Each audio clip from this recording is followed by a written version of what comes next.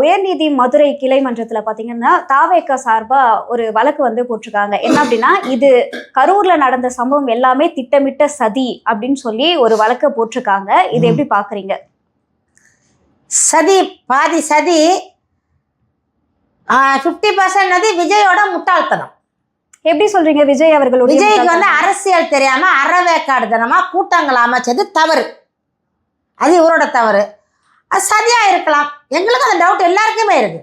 சதி இல்லாம வந்து ஒரு கூட்டத்துல வந்து இவ்வளோ ஒரு அப்பாவி மக்கள் வந்து உயிரிழக்க மாட்டாங்க. சதினா யாரோட சதி? சும்மா சதி கிதின்னு இதென்ன சதி லீலாவதின்னு சினிமா திராவிட மாடலுக்கு கைவந்த கலை. கத்திரிக்காய் கூட்டத்துக்குள்ள வந்து ஆட்டைய போடுறது, மீன் மார்க்கெட்ல போய் உள்ள இருக்க பக்கெட்டுக்குள்ள கையோட மீன் வரைக்கும் தேடுவீங்க. இந்த மாதிரி தப்பு தப்பான பதிவை பண்ணாதீங்க. என்ன கேட்கிறேன், அவர் விஜயோட மீட்டிங் நடந்துட்டு இருக்கு. ஆனா விஜய்